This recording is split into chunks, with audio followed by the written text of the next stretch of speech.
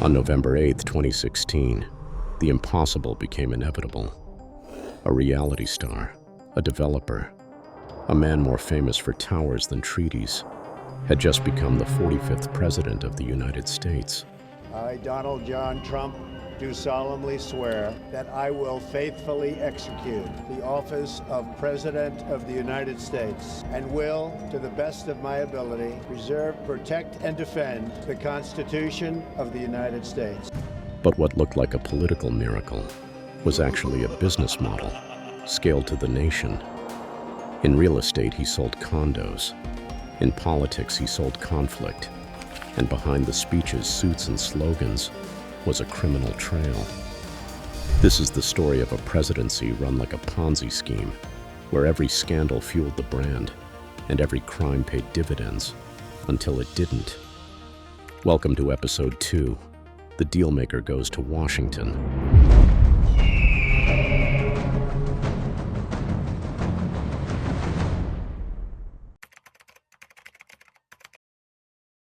In 2016, as the election loomed, a storm gathered behind the scenes. A former adult film actress claimed she had slept with the Trump years earlier. If that story hit the press, it could wreck the campaign. So Trump's fixer, Michael Cohen, wired $130,000 to silence her. And Trump? He claimed he knew nothing. The payment wasn't illegal on its own. The crime came when Trump allegedly reimbursed Cohen, disguised as legal fees. It was a cover-up on company books. Think about that. The former president of the United States was indicted in 2023 not for espionage or war crimes, but for cooking the books like a corner store manager hiding cash. This wasn't a scandal, it was a strategy. Deny everything, pay with company funds, then lie again until the news cycle flips. Cover-ups aren't just risky, they're compound interest on dishonesty. Lie once and you have to rig every system that follows. In your business, document, own it, or eventually someone else will, under oath.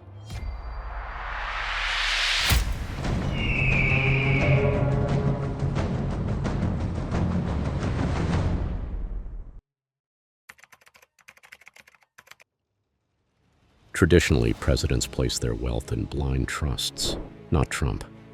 He kept control of the Trump Organization, and suddenly, diplomacy started looking a lot like marketing. Foreign officials booked rooms at the Trump International Hotel in D.C. Lobbyists held events at Mar-a-Lago. Members paid hundreds of thousands just for access to the golf course, where policy and power mixed over filet mignon. Between 2017 and 2020, over 200 foreign and domestic entities spent money at Trump properties while lobbying the administration. This wasn't a government. It was a performance venue where every policy could be influenced by a credit card swipe.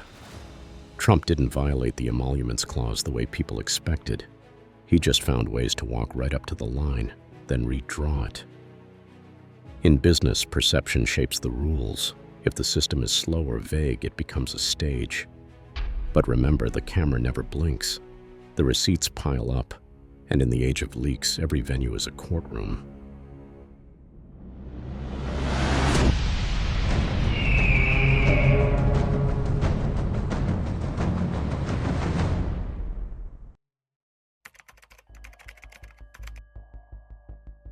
When the Mueller investigation dropped its first subpoena, Trump didn't flinch. He smirked, then stalled, delaying documents, stonewalling interviews, citing executive privilege. He turned time itself into a defense strategy. This tactic would become a Trump trademark: delay discovery, deny cooperation, then frame the investigation as an attack. This time it wasn't Russian collusion. It was classified secrets, maps, CIA briefings, nuclear programs, not returned, not reported, not secured. Trump's team claimed the files were declassified in his mind, but the law doesn't recognize mental telepathy. Months of negotiation were ignored. Only a raid turned up the truth. Over 300 classified documents, stashed in unsecured rooms. In the corporate world, delay can buy leverage. In government, delay invites disaster. Don't confuse stalling with strategy. Delay buys you time, but it also compounds risk. Because when truth is a ticking clock, the bill always comes due.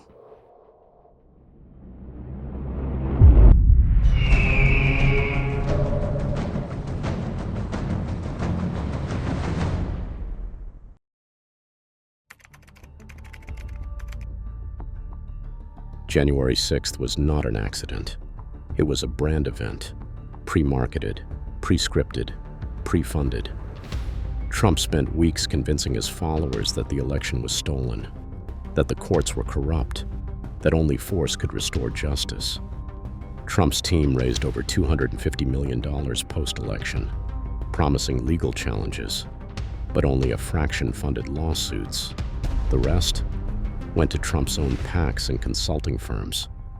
This wasn't just a riot, it was revenue.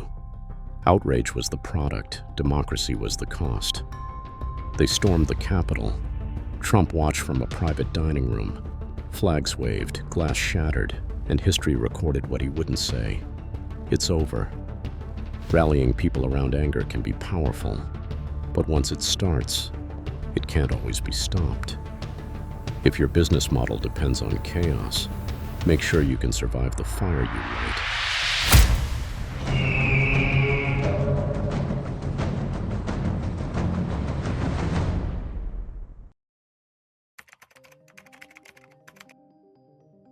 When every court rejected his fraud claims, when the Electoral College certified the results, Trump still refused to admit defeat. January 2nd, 2021, the now infamous phone call. He called Georgia's Secretary of State and said, "I just want to find 11,780 votes.